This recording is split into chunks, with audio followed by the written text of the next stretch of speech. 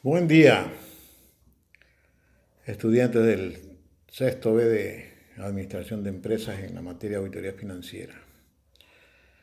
Hemos estado repasando las normas de auditoría y hemos visto el proceso de planificación, la planificación anual, las bases sobre las cuales se hace, qué es una planificación específica y hacia dónde apunta, ¿verdad? Y establecimos que los criterios fundamentales para la aplicación de una auditoría específica, que es la realización efectiva del trabajo, están dadas por, una vez establecida la legislación, la normativa, que inclusive la dividimos como nacional, regional, local y de la entidad.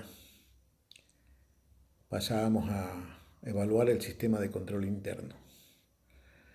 Y evaluábamos el sistema del control interno sobre la definición ya establecida cuál era el área que íbamos a auditar. Y empezábamos a aplicar posiblemente la metodología del sistema de cuestionarios, de control interno, la narrativa descriptiva o la flujodiagramación que hablamos en la conversación pasada. Y que escogíamos preguntas que tenían que ver con la ley en referencia al área a estudiar. Es decir, revisábamos la ley, escogíamos los artículos más importantes, sean estos de la legislación nacional, de la legislación provincial, de la legislación cantonal o de la legislación de la entidad, dependiendo de su importancia. Y procedíamos a averiguarle al servidor cómo se ejecutaban las actividades en la organización por medio de los cuestionarios, repito, de la narrativa descriptiva o de la flujodiagramación. Miren que ahí ya escogemos el área específica que vamos a estudiar, porque en principio tenemos una gran área, ¿verdad? El área financiera, por decir algo.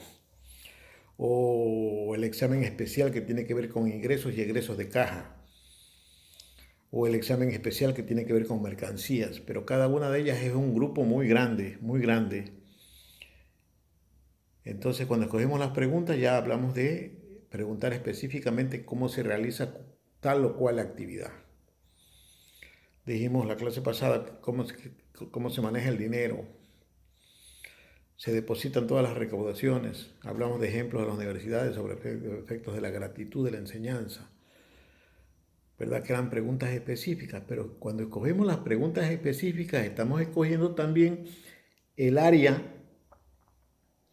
pormenorizada que vamos a estudiar. Entonces a cada pregunta le corresponde, ¿verdad?, un procedimiento de auditoría.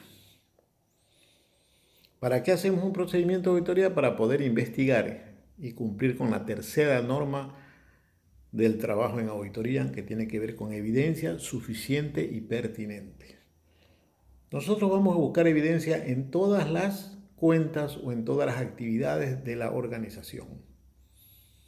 Pero esa evidencia nos puede decir que esos trabajos están realizados con eficiencia, se han hecho bien, en otras palabras, ¿verdad? Y existirán algunos casos en que tendrán alguna desviación o alguna debilidad en su proceso de aplicación, que puede tener alguna afectación como impacto en los recursos de la entidad. Entonces, eso es lo que vamos a investigar con los procedimientos. ¿Qué es un procedimiento? El procedimiento es la aplicación de una técnica de auditoría. Para hacer un procedimiento necesitamos establecer el área, pequeña o grande, la técnica a aplicar y la muestra o el universo, porque podemos investigar también el universo o posiblemente una muestra. La muestra me va a dar la tendencia y el auditor sobre esa tendencia va a dar su opinión, ¿verdad? Y esa la vamos a plasmar en un papel de trabajo. Entonces lo primero que vamos a analizar es cómo está constituido un papel de trabajo, qué es lo que debe contener ese papel de trabajo de manera que se convierta en el fundamento que permita dar una opinión independiente al auditor. Entonces el papel de trabajo va a tener tres partes claramente identificadas. La primera, que tiene que ver con señalar o identificar a la entidad. Es decir, que lo primero que vamos a hacer es decir cuál es la entidad que estamos auditando. Ejemplo, Universidad Técnica Luis Vacas Torres de Esmeraldas. Ejemplo, Importadora Castro. Ejemplo, Banco del Pichincha Compañía Anónima.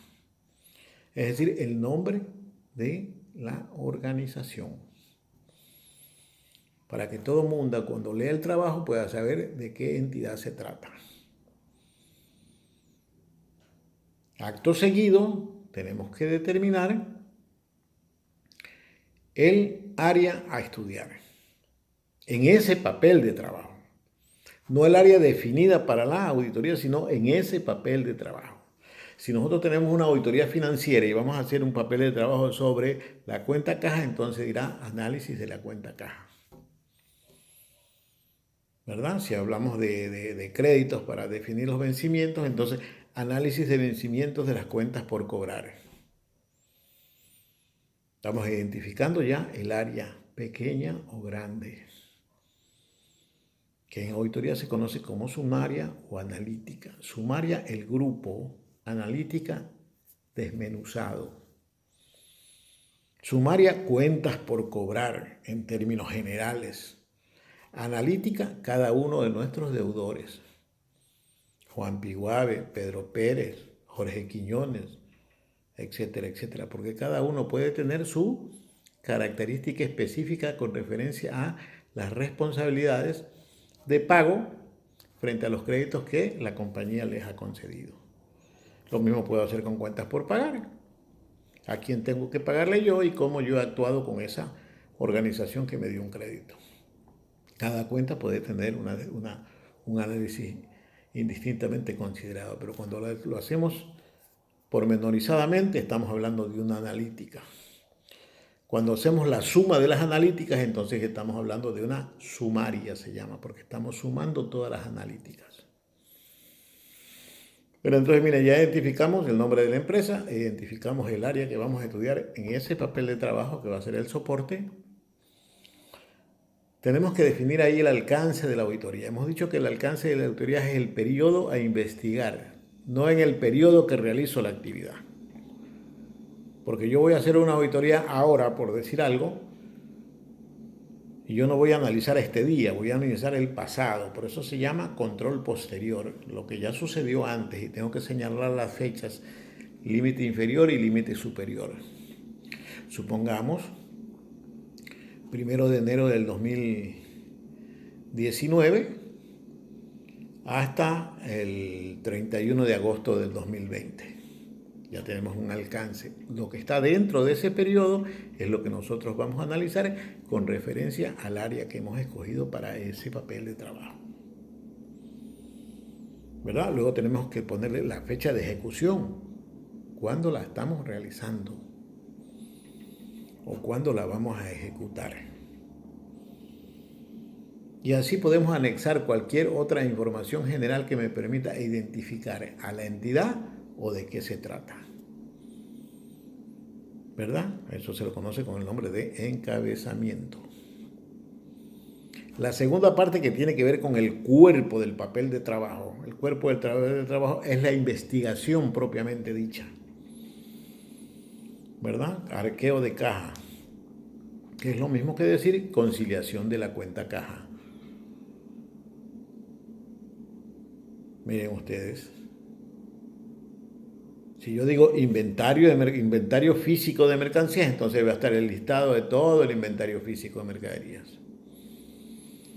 Si yo digo comparación de los saldos contables con el inventario físico de la cuenta mercaderías, entonces ahí va a aparecer cuál es el saldo contable, cuál es el saldo en físico, en el conteo o en el inventario que se llama en auditoría, para poder determinar si estos concilian, si son iguales. Si no son iguales, entonces puede haber una diferencia que hay que encontrarla. ¿Por qué se presenta? ¿Qué justificación tiene la entidad para que eso se dé? Porque sí pueden haber justificaciones, ¿verdad? No se puede de buenas a primeras decir aquí hay una diferencia y ya va a responsabilidades. No, hay que buscar las razones por las cuales existen esas diferencias y si son justificables tenemos que anexarlas en el papel de trabajo y demostrar por qué la diferencia.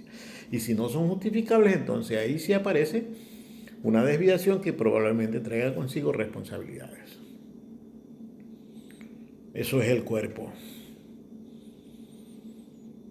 Acto seguido, ¿verdad? Tenemos la definición de lo encontrado, que se llama el hallazgo. Entonces, el hallazgo está constituido de 4 atributos fundamentales. Primero, la condición. ¿Qué es la condición? Es el narrar cómo se están realizando las actividades. En otras palabras, lo que es, qué está sucediendo allí en esa actividad. Voy a decir la condición, pasa esto. Los dineros se reciben indistintamente por diferentes personas y no hay un cuadre con respecto a las recaudaciones de caja, por decir algo. O los dineros serán recogidos por una sola persona y esta persona se encarga de hacer un informe diario y pasar a una entrega-recepción con tesorería para que ésta haga los depósitos. Puede ser. ¿Verdad? Entonces la condición, voy a narrar lo que está sucediendo en la organización. Y eso lo voy a comparar con algo que se conoce con el nombre del criterio. ¿Qué es el criterio? Lo que se debe hacer. La normativa existente que señala cómo se deben realizar las actividades. La condición, lo que es. El criterio, lo que debe ser. Si yo comparo la condición, lo que es, con el criterio, lo que debe ser,